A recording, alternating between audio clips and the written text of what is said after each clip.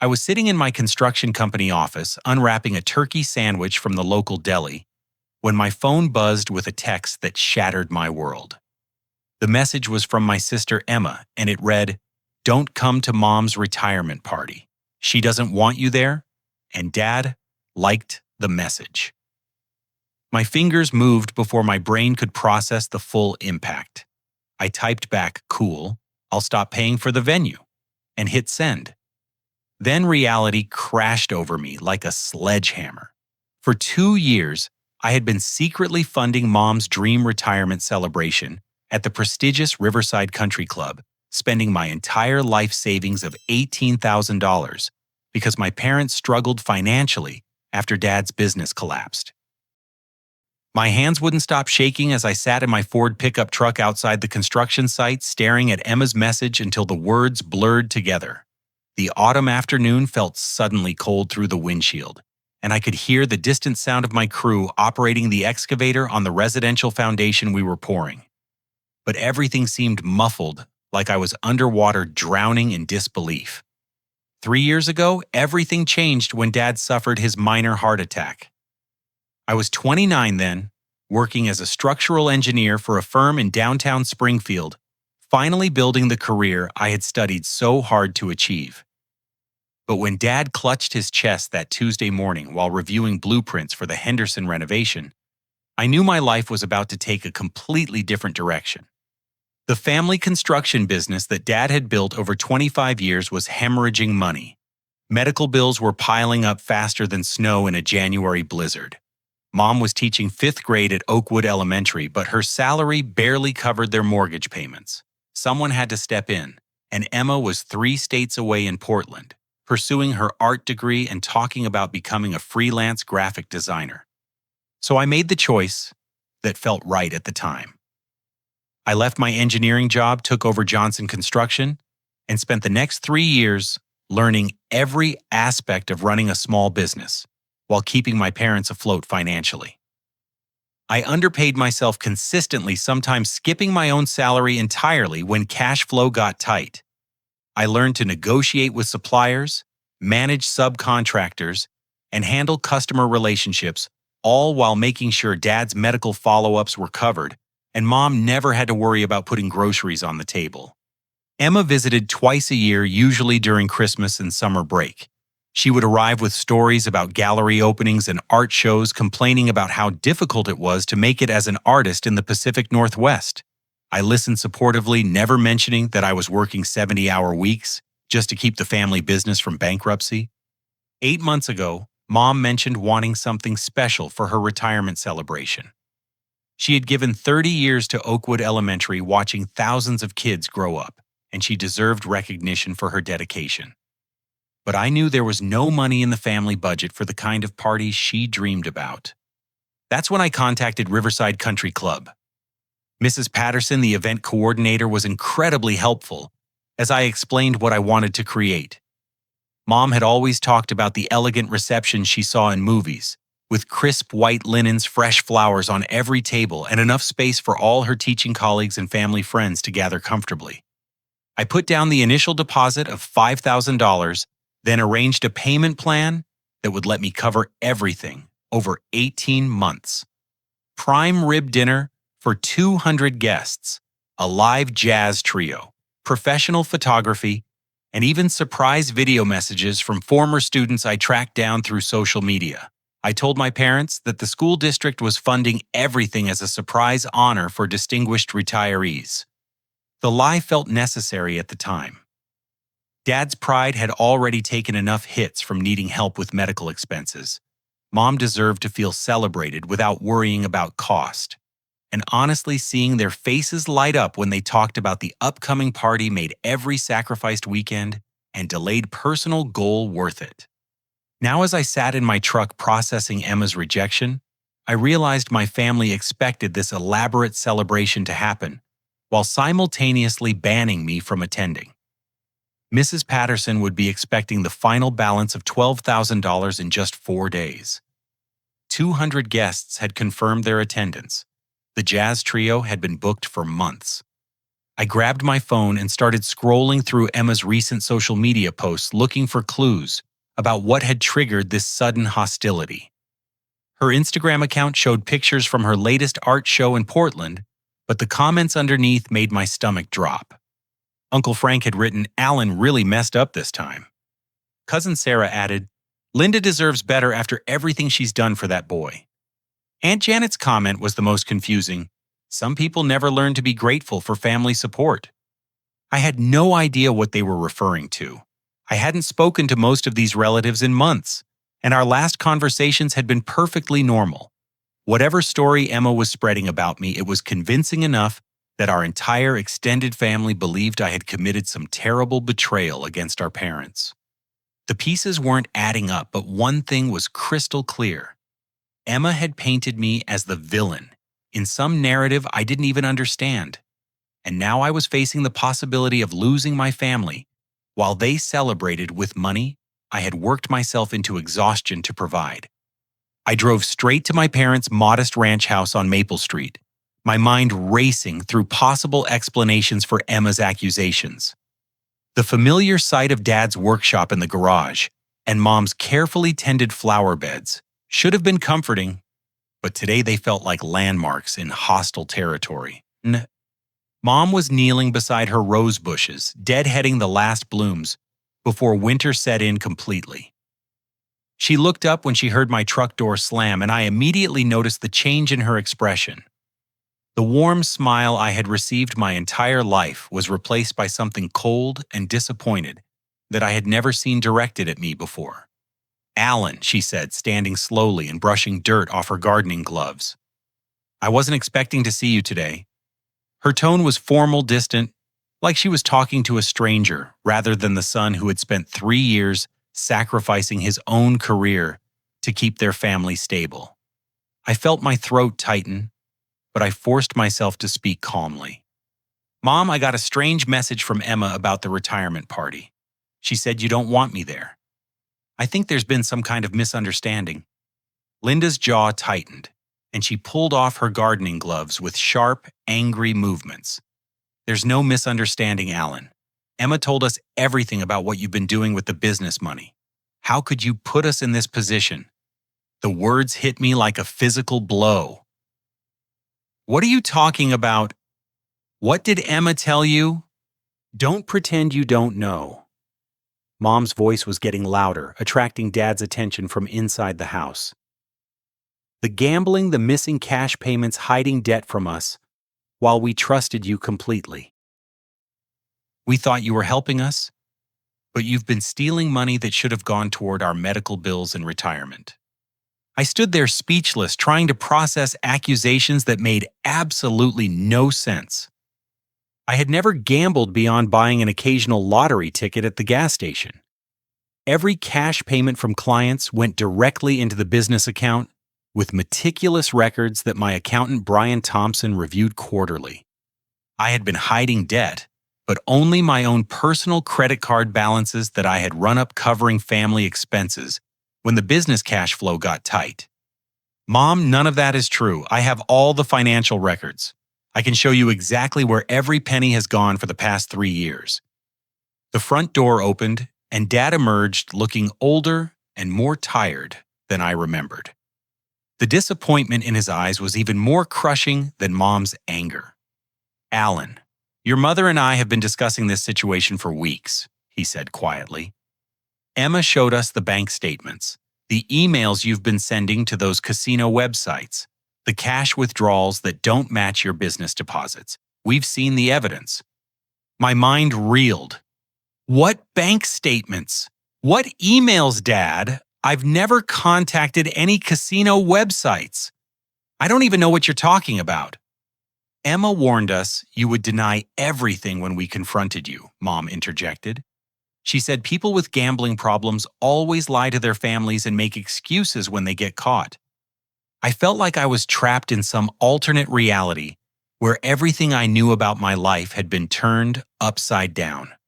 Emma had somehow convinced my parents that I was leading a double life they had never suspected stealing from them, while pretending to be the responsible son who had saved their financial situation. Where are these supposed documents? I demanded. I want to see exactly what Emma showed you. Dad disappeared into the house and returned with a manila folder thick with papers. He handed it to me reluctantly, as if he didn't want to touch evidence of my alleged crimes. I opened the folder and found bank statements for accounts I had never opened, printed emails with my name attached to messages I had never written, and cash withdrawal receipts from ATMs I had never visited. The forgeries were sophisticated. Someone had used my full name, copied my signature style, and even replicated the formatting of my legitimate bank statements. But I recognized the subtle inconsistencies immediately. The font was slightly wrong. The account numbers didn't match any of my real accounts, and the dates on several documents overlapped with times when I had been working on construction sites with dozens of witnesses. Emma made these documents, I said, looking up at my parents' skeptical faces. I can prove every single one of these is fake. This isn't real. This is elaborate forgery. Alan Honey, Mom said with a tone that was meant to be gentle but felt condescending. I know this is hard to admit, but Emma was trying to help us understand why you've been acting so distant lately. She said gambling addiction makes people paranoid and suspicious, and they often blame other people for problems they created themselves. I realized that Emma had been building this narrative carefully, layer by layer, over several months. She had prepared my parents to dismiss anything I might say in my own defense by framing my protests as symptoms of the addiction she had invented. The final payment for the retirement party was due in 48 hours. $12,000 that would complete the celebration my mother had been anticipating for months. I could cancel everything and expose Emma's lies by proving I had been paying for the entire event. But that would devastate Mom and destroy the party she deserved. Or I could pay for an elaborate celebration where I wasn't welcome, while my family believed I was a thief and a liar. Neither option felt like something I could live with. I needed answers, and I knew my cousin Marcus might have them. He lived in Portland and had mentioned attending one of Emma's recent art shows, so I called him during my drive back to the construction site. Marcus, I need to ask you about Emma's art show last month. Did she say anything unusual about me or the family business? There was a long pause before Marcus responded. Alan, I wasn't sure if I should mention this, but yeah, she said some pretty intense stuff about your situation back home. My stomach dropped. What kind of stuff? She was telling people you basically forced her out of the family business and have been living off your parents' money while she struggles to make it as an artist. She seemed really bitter about it, like she felt you had stolen some opportunity that should have been hers. I pulled into the parking lot of my construction office and sat staring at the sign that read Johnson Construction, established 1998. Dad had built this business from nothing, and I had spent 3 years keeping it alive. The idea that Emma saw my efforts as stealing from her was so far from reality that I couldn't comprehend her thought process. Did she mention anything specific about finances or problems at home? Marcus hesitated again. She said you had manipulated your parents into giving you control of everything, and that you were hiding how much money you were actually making from the business. She made it sound like you were getting rich while she had to work restaurant jobs to pay rent. The conversation continued for another 20 minutes, and with each detail Marcus shared, the picture became clearer. Emma had been building resentment toward me for months, convincing herself that my role managing the family business was somehow unfair to her. She had apparently told her Portland friends that I was living a comfortable life at our parents' expense, while she struggled financially in an expensive city. After hanging up with Marcus, I started calling other relatives who had been tagged in Emma's social media posts. The conversations were difficult, but they revealed the full scope of Emma's campaign against me. Aunt Janet explained that Emma had called her 3 weeks ago, asking detailed questions about my relationship with our parents and whether I had ever seemed secretive about money. Emma had presented herself as concerned about potential financial abuse of elderly parents, painting me as someone who might be taking advantage of their trust. Uncle Frank had received similar calls with Emma, suggesting that our parents were being manipulated, but were too proud to admit they needed help. She had asked him to watch for warning signs and to be supportive when the truth finally came out. Cousin Sarah revealed the most disturbing detail. Emma had sent her screenshots of text conversations that allegedly showed me being dismissive and rude to our parents, but I had never sent the messages shown in those screenshots. Emma had apparently used her graphic design skills to create fake conversations that supported her narrative. I spent the rest of the afternoon piecing together the timeline of Emma's deception. She had been systematically contacting family members for over a month, planting seeds of doubt about my character and my relationship with our parents. She had created false evidence to support her claims, and she had prepared everyone to expect that I would deny everything when confronted. But I still couldn't understand her motivation. Emma had seemed genuinely happy pursuing her art in Portland. She had never expressed interest in returning home or being involved in the construction business. Why would she suddenly decide to destroy my reputation and relationship with our parents? The answer came when I called my Aunt Carol, Mom's sister, who lived in Phoenix, but stayed in close touch with family developments. "Alan, I'm so glad you called," she said immediately. "I've been worried sick about this whole situation. Emma called me last week asking very specific questions about your business and whether your parents had any retirement savings left." "What kind of questions?" "She wanted to know if I thought your parents would be financially secure if something happened to the business. She asked whether they had enough saved to be independent, or if they were completely dependent on you for support." It felt like she was fishing for information about whether they would need family help in an emergency. The pieces started falling into place. Emma wasn't just trying to damage my reputation for revenge, she was positioning herself as the alternative to me. If she could convince our parents that I was unreliable and potentially dangerous to their financial security, she could present herself as the responsible daughter who would move home and take care of them. Carol confirmed my suspicions. Emma mentioned she was thinking about moving back to Illinois because Portland wasn't working out financially. She said she had always regretted not being more involved in the family business, and she wondered if there might be opportunities for her to contribute now that she had learned marketing and design skills. I realized Emma's plan was more sophisticated than simple sibling rivalry. She needed our parents to lose trust in me, so they would welcome her return and potentially give her control over business decisions. She had probably convinced herself that she deserved a role in the family company, and my successful management of the crisis threatened her ability to step into that role. The country club called while I was still processing these revelations. Mrs. Patterson needed confirmation about final details and payment for Saturday's event. As I listened to her enthusiastic descriptions of the floral arrangements and menu preparations, I realized Emma's timing wasn't coincidental. She had planned this confrontation to happen right before the retirement party, knowing that the emotional chaos would overshadow any rational discussion of evidence. If I canceled the party to prove I had been funding it, I would look petty and vindictive. If I went ahead with the payment while being excluded from the event, I would look guilty and desperate. But Emma had made one crucial miscalculation. She had assumed I would react emotionally and make choices that would further damage my reputation.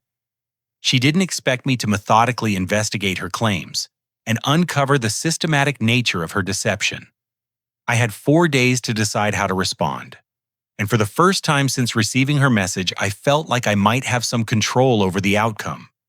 The next morning, I arrived at my accountant's office before Brian Thompson had even finished his first cup of coffee. I needed documentation that would prove my innocence beyond any doubt, and Brian had access to 3 years of meticulous financial records that told the real story of my relationship with the family business. "Alan, you look terrible," Brian said, unlocking his office door. "What's going on?" I explained the situation while Brian pulled files from his cabinet, spreading financial documents across his conference table like pieces of a complex puzzle. For the next 2 hours, we assembled a comprehensive picture of my financial management that demolished every aspect of Emma's accusations. The business bank statements showed consistent deposits from client payments, with every cash transaction properly recorded and reported for tax purposes. My personal banking history revealed a pattern of financial sacrifice rather than theft, with frequent transfers from my personal savings to cover business expenses during lean months. Alan, these records show you've been underpaying yourself by at least 30% compared to what the business could afford, Brian observed. And you've personally guaranteed several of the business loans, putting your own credit at risk to keep operations stable.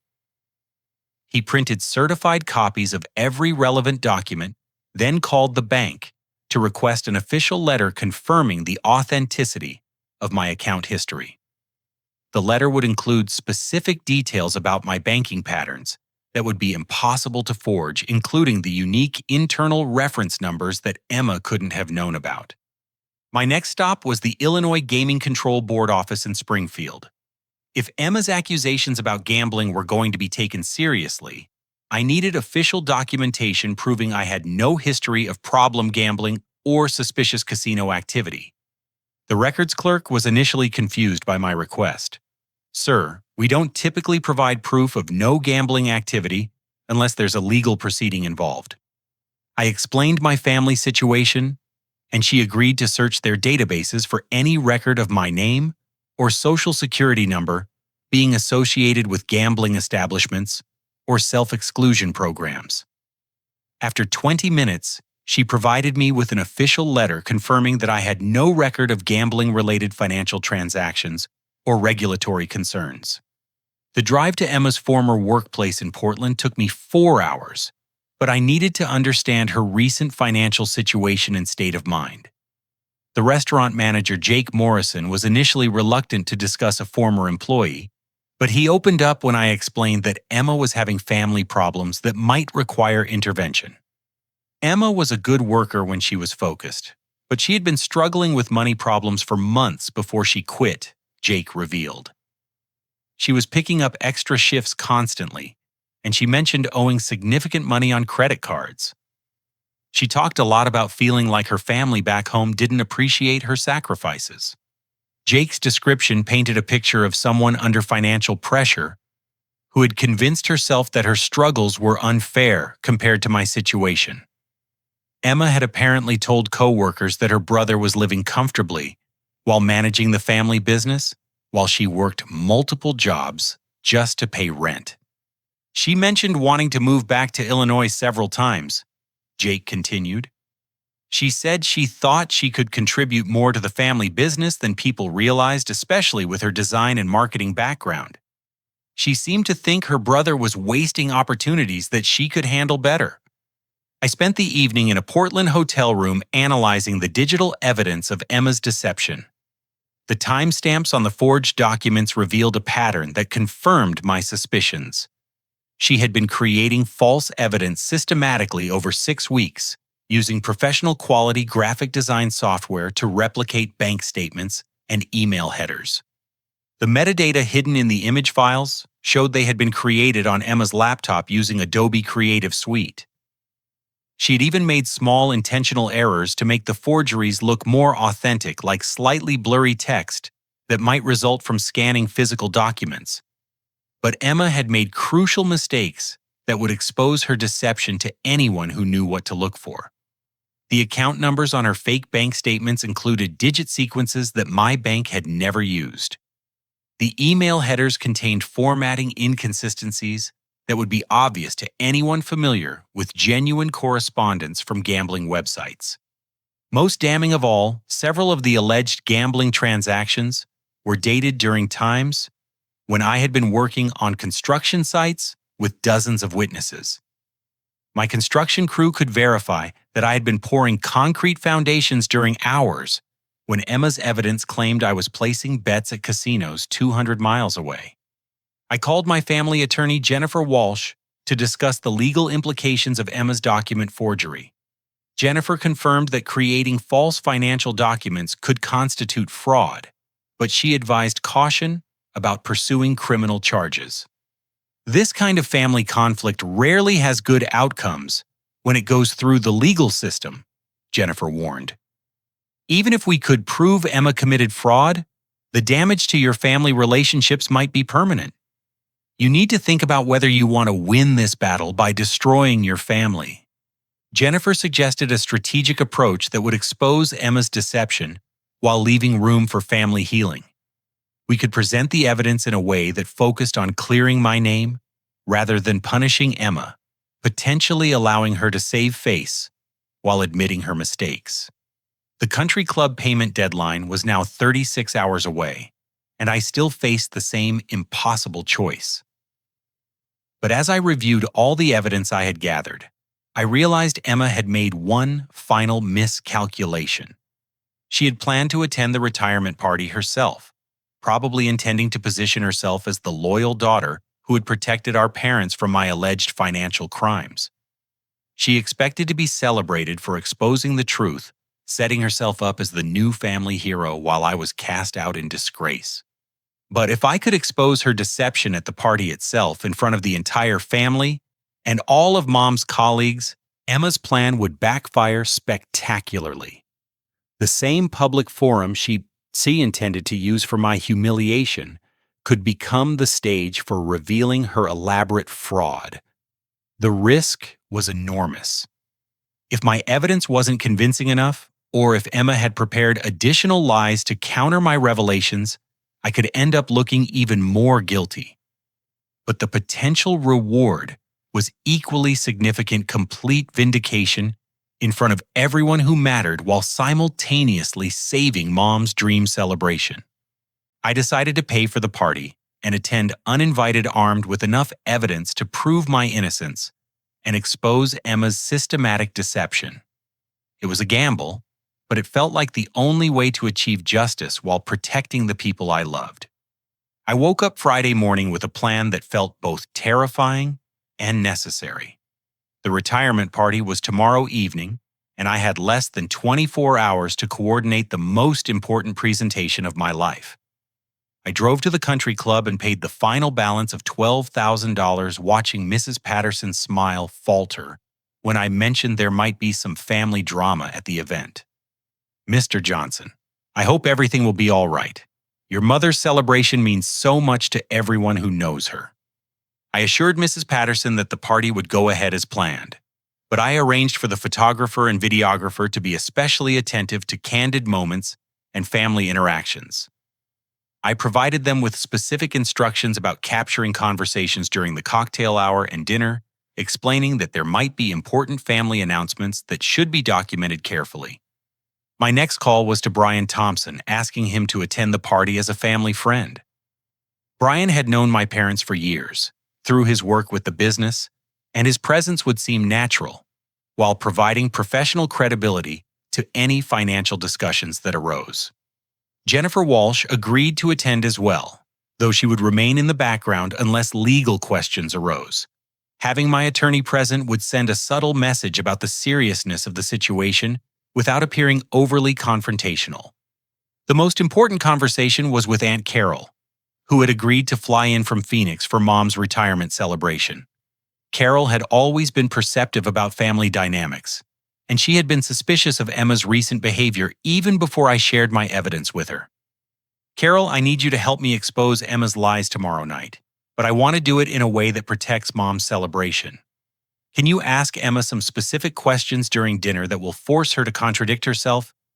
Carol was initially hesitant about creating conflict at a family celebration, but when I showed her the evidence of Emma's document forgery, her protective instincts toward our family kicked in. "Alan, this is serious fraud. Emma could have destroyed your relationship with your parents permanently. We can't let her get away with this kind of manipulation." We spent an hour planning strategic questions that would expose the inconsistencies in Emma's story without creating obvious confrontation. Carol would ask about specific dates and financial details that Emma couldn't possibly know unless she had legitimate access to information she claimed to have discovered through investigation. I also contacted several of Mom's longtime teaching colleagues who had been invited to the party. These were people who had known me since childhood and could vouch for my character if questions arose about my integrity. I didn't reveal the full situation, but I mentioned that there had been some family misunderstandings that might require clarification during the evening. Mrs. Henderson, who had taught alongside Mom for 15 years, was particularly supportive. Alan, anyone who knows you understands what kind of person you are. If someone has been spreading lies about you, the truth will come out. The final element of my plan involved reaching out to Emma directly. I sent her a carefully worded text message that would force her to commit to her lies in writing while revealing the scope of my knowledge about her deception. Emma, I've been investigating your accusations about my gambling and financial misconduct. I have evidence that proves every document you showed Mom and Dad is forged. I'll be attending Mom's retirement party tomorrow night with my attorney and accountant. If you want to avoid criminal fraud charges, we should talk before then. Emma's response came within minutes, and it revealed the depth of her desperation. You're bluffing. Mom and Dad know the truth about what you've been doing. Your threats won't work anymore. Stay away from the party, or I'll call security. Her message confirmed that she had no intention of backing down or admitting her deception. She was committed to her false narrative and apparently believed she could intimidate me into staying silent. More importantly, she had put her threats in writing, creating additional evidence of her intent to maintain the fraud. I spent Friday evening reviewing every detail of my evidence presentation. The key was to reveal Emma's deception methodically and logically, allowing the facts to speak for themselves rather than appearing to attack her personally. I needed to focus on clearing my name while giving Emma an opportunity to explain herself, hopefully leading to a confession that would allow the family to begin healing. The presentation folder contained certified bank records, the official Gaming Control Board letter witness statements from construction crew members, and digital forensic evidence proving the documents Emma had created were forgeries. I also included character references from business associates and longtime family friends who could vouch for my integrity. Most importantly, I had prepared copies of the country club payment records showing that I had been funding the entire celebration. Mrs. Patterson had agreed to confirm the payment history if asked directly, which would immediately prove that Emma's portrayal of me as financially irresponsible was completely false. As I drove past the country club that evening, I could see the staff setting up for tomorrow's celebration. The ballroom looked elegant and sophisticated, exactly what Mom deserved after 30 years of dedicated teaching. Fresh flowers adorned every table the jazz trio was testing their sound equipment, and everything appeared perfect for the celebration I had spent 18 months planning and funding. Tomorrow night, Emma would walk into that beautiful ballroom expecting to be celebrated as the daughter who had protected our parents from my alleged crimes. Instead, she would face undeniable evidence of her own systematic fraud and manipulation. The outcome was uncertain, but I felt confident that truth and careful preparation would prevail over lies and deception. More importantly, I would finally be able to honor my mother properly without hiding my contribution or pretending that someone else deserved credit for the celebration I had worked so hard to create. Saturday evening arrived with unseasonably warm October weather, and the Riverside Country Club looked absolutely spectacular as guests began arriving for Mom's retirement celebration. I parked my truck at the far edge of the lot and sat for a moment watching through the large windows as family members and teaching colleagues gathered in the elegantly decorated ballroom. Emma's car was already there, and I could see her through the glass doors wearing a black cocktail dress and greeting relatives with the confident smile of someone who believed she controlled the evening's narrative. She looked relaxed and happy, clearly anticipating her moment of triumph when she would be praised for protecting our parents from their supposedly criminal son.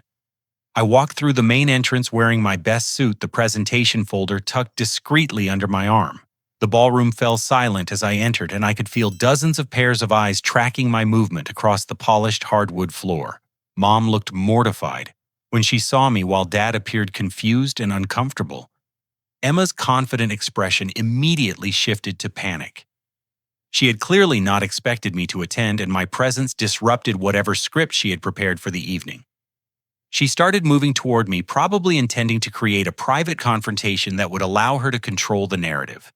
But I politely deflected by focusing on greeting other guests.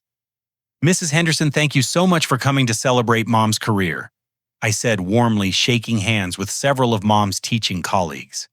"She's meant so much to so many students over the years." Brian Thompson approached and shook my hand enthusiastically. "Alan, great to see you here. I was just telling your parents how impressed I've been with your management of the family business over the past few years." I noticed Emma watching this interaction with growing concern. Her plan had apparently required my absence to work properly, and my calm professional demeanor was clearly not what she had anticipated. During the cocktail hour, several family friends approached me with supportive comments that began to undermine Emma's narrative. Tom Richardson, who had done electrical work for our construction projects, mentioned how impressed he had been with my attention to detail and financial responsibility. Sarah Williams, whose kitchen renovation we had completed last spring, praised my honest pricing and reliable communication. Aunt Carol arrived fashionably late, making a dramatic entrance that drew attention from everyone in the room. She greeted Emma warmly, but asked several pointed questions that made Emma increasingly uncomfortable. "Emma, dear, you mentioned Alan has been having financial problems. I'm curious about the specific evidence you discovered. As someone who works in banking in Phoenix, I'm always interested in how these situations develop." Emma's response was vague and evasive. "Well, it's really more of a pattern of behavior than specific incidents. You know how gambling problems progress gradually." Carol pressed for details. "But you mentioned seeing actual bank statements and casino records. I'd love to understand how you were able to access that kind of documentation. Most financial institutions are very strict about privacy protections." I watched Emma's discomfort grow as she realized she couldn't provide specific answers without revealing the fraudulent nature of her evidence. She kept glancing toward Mom and Dad, clearly hoping they would rescue her from Carol's probing questions. But they seemed increasingly confused by her inability to provide clear details. The moment of truth arrived when Mrs. Patterson approached the microphone to thank the evening's sponsors. I had specifically requested that she acknowledge my financial contribution during her remarks, knowing this would immediately expose the foundation of Emma's deception. "Before we begin dinner, I want to express our gratitude to Mr. Alan Johnson for his generous sponsorship of this beautiful celebration," Mrs. Patterson announced cheerfully. "Mr. Johnson arranged our 18-month payment plan and specified that every detail should be perfect to honor his mother's remarkable teaching career." The ballroom fell completely silent. Mom's face went pale as she processed the implication that I had been funding the celebration all along. Dad looked stunned, clearly realizing that someone who was stealing money from the family business wouldn't be simultaneously spending $18,000 on their retirement party. Emma's panic was now visible to everyone in the room. She started to speak, probably intending to offer some explanation that would preserve her narrative, but I stepped forward and asked for a moment to address the gathering. "I want to thank everyone for coming to celebrate my mother's incredible career." I began keeping my tone respectful and measured. "Before we continue with the evening, I need to clarify some family misunderstandings that have unfortunately created confusion over the past few weeks." I opened my presentation folder and began methodically sharing the evidence I had gathered. The certified bank records proved my responsible financial management of the family business. The Gaming Control Board letter confirmed I had no gambling history. The digital forensic analysis revealed that Emma's documents were sophisticated forgeries created on her laptop. The most compelling evidence came from the construction crew members who had agreed to attend as character witnesses. Dave Martinez, our lead foreman, stood up to confirm that I had been working on site during several of the dates, when Emma's fake evidence claimed I was gambling at distant casinos. "Alan was pouring concrete with our crew on every one of those days," Dave stated clearly. "I can show you the project timesheets and photos we took for progress reports. He was definitely not at any casinos." Emma tried to interrupt several times, but each piece of evidence made her position more untenable. When I showed the metadata proving her documents were created using Adobe Creative Suite on her personal computer, several family members began looking at her with obvious suspicion and disappointment. The final revelation came when I presented the timeline of Emma's systematic campaign against me, including her phone calls to relatives and her manipulation of family communications. Aunt Carol confirmed that Emma had been fishing for information about my business and our parents' financial dependence, clearly building toward this moment when she would position herself as the family's savior. Emma has been planning this deception for months. I concluded, not to protect our parents, but to justify her own return home and her claim to a role in the family business that she felt she deserved. The ballroom remained silent as family members processed the evidence. Mom finally spoke her voice, barely above a whisper. Emma, is this true? Did you create fake documents to make us believe Alan was stealing from us? Emma's composure finally cracked.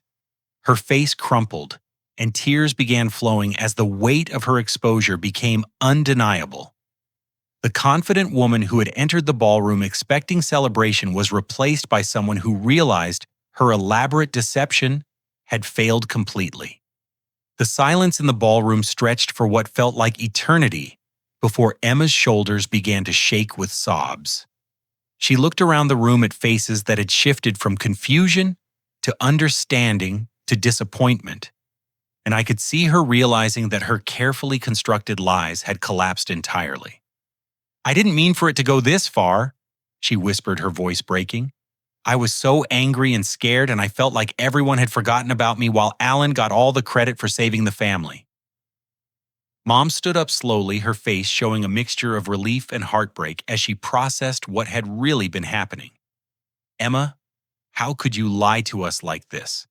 How could you try to destroy your brother's reputation? Because I was drowning. Emma replied, tears streaming down her cheeks. I lost my job. I owed $12,000 on credit cards, and I felt like Alan was living this comfortable life managing the business while I struggled just to pay rent. I convinced myself that he had stolen opportunities that should have been mine.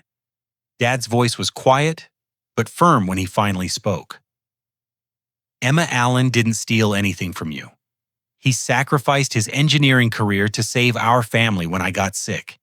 He's been working 70-hour weeks and underpaying himself to keep us afloat. The confession continued as Emma explained how her financial desperation had led to increasingly elaborate justifications for her resentment. She had convinced herself that my success was somehow unfair and that she deserved a chance to prove herself capable of managing family responsibilities. I thought if I could make you lose trust in Alan, you would need me to come home and help, she admitted. I spent weeks creating those fake documents because I needed you to believe I was protecting you from him. Aunt Carol stepped forward and placed a gentle hand on Emma's shoulder. Sweetheart, if you needed help, why didn't you just ask? This family has always supported each other through difficult times. Because I was too proud to admit I was failing, Emma responded. Alan made it look so easy to handle everything, and I felt like I had to prove I could contribute something meaningful too. I felt a complex mixture of anger and sympathy as I watched my sister's complete breakdown. Her actions had nearly destroyed my relationship with our parents and could have permanently damaged our family, but I could also see the desperation and self-doubt that had driven her to such extreme measures. Emma, I said carefully, I understand that you felt left out and that money problems can make people desperate, but what you did wasn't just lying. You created evidence of crimes I never committed and nearly convinced our parents that I was stealing from them. Mom wiped tears from her eyes as she looked back and forth between her children. Alan, I am so sorry we believed those lies without investigating further. And Emma, I'm heartbroken that you felt you couldn't come to us for help instead of trying to hurt your brother. The healing process began slowly as family members started expressing their own regrets and apologies. Uncle Frank admitted that he should have asked me directly about the gambling accusations instead of accepting Emma's version of events. Cousin Sarah acknowledged that she had been quick to judge without understanding the full situation. Brian Thompson stepped forward with a suggestion that helped shift the focus toward resolution rather than punishment. If Emma is serious about wanting to contribute to the family business, maybe there's a way to make that happen constructively. Her design and marketing skills could actually be valuable if she's willing to work honestly and earn trust back gradually. Jennifer Walsh quietly confirmed that while Emma's document forgery could theoretically result in criminal charges, the family's circumstances and her confession suggested that restorative justice would be more appropriate than prosecution. Mrs. Patterson approached our group discreetly and suggested that we continue this family discussion in a private room while allowing the other guests to begin celebrating Mom's retirement properly. The evening was supposed to honor Mom's teaching career, and she deserved to have that recognition despite the family drama that had unfolded. As we moved to a smaller conference room, I realized that Emma's deception had actually created an opportunity for our family to address underlying communication problems that had been building for years. Her actions were inexcusable, but they had forced conversations about fairness, responsibility, and mutual support that we probably should have had much earlier. Mom took control of the discussion in the private room using the same calm authority she had developed through 30 years of managing challenging classroom situations. We are going to work through this as a family, but there have to be consequences and changes. She outlined a plan that would allow Emma to gradually rebuild trust while contributing meaningfully to family efforts. Emma would move back to Illinois and work part-time for the construction business, focusing on marketing and design tasks that utilized her genuine skills. She would also begin paying back the money she owed and attend counseling to address the underlying issues that had led to her destructive choices. Most importantly, Mom continued, "We are going to have regular family meetings where everyone can express concerns and frustrations before they build up into the kind of resentment that created this situation." Dad embraced both Emma and me, his relief evident, as he realized his children would be able to maintain their relationship despite the serious breach of trust. I'm proud of how Alan handled this situation with dignity and evidence rather than anger. And I'm grateful that Emma was finally honest about what she had done. As we returned to the main ballroom, the retirement celebration continued with genuine warmth and appreciation for Mom's career achievements. The jazz trio played beautifully, the dinner was excellent, and Mom's teaching colleagues shared wonderful stories about her impact on thousands of students over 3 decades. During her thank you speech, Mom addressed the evening's events with characteristic grace and wisdom. Tonight has reminded me that families face challenges that test our love and commitment to each other. But when we choose truth and forgiveness over pride and revenge, we become stronger and more understanding. She looked directly at me as she continued, "I want to thank my son Alan for his incredible sacrifice and dedication to our family over the past 3 years. He gave up his own career to save our business and our financial security. And tonight, he showed us how to handle conflict with integrity and compassion." Then she turned to Emma. "I also want my daughter Emma to know that she is loved and valued despite the mistakes she made. Our family is committed to helping her find her way forward and to ensuring that she feels included in our future." The evening concluded with dancing and continued celebration, but the real victory was the restoration of trust and communication within our family. Emma's elaborate deception had been exposed, and addressed justice had been achieved through truth rather than punishment, and our parents' retirement celebration had been saved. As I watched Mom dancing with Dad to the jazz trio's rendition of their wedding song, I reflected on the lesson this experience had taught me. Sometimes protecting the people you love requires standing up to them when they make destructive choices, but the goal should always be healing and growth, rather than simply proving you were right. The $18,000 I had invested in this celebration had purchased more than an elegant party. It had bought the opportunity to demonstrate that love, truth, and patient preparation could overcome even sophisticated deception and manipulation. Most importantly, it had shown our entire family that we could survive serious conflict and emerge with deeper understanding and stronger commitment to each other. Now I want to hear from you. Have you ever faced a situation where a family member's lies threatened to destroy relationships you cared about? How did you handle the choice between exposing the truth and protecting family harmony? Share your thoughts in the comments below. And if this story resonated with you, please like this video and subscribe for more real-life stories about family forgiveness and finding the courage to do what's right. Don't forget to share this with someone who might need to hear about the power of truth and patient love in difficult family situations. Thank you for listening to my story, and I hope it reminds you that even our most challenging family conflicts can lead to deeper understanding and stronger relationships when we choose integrity over revenge.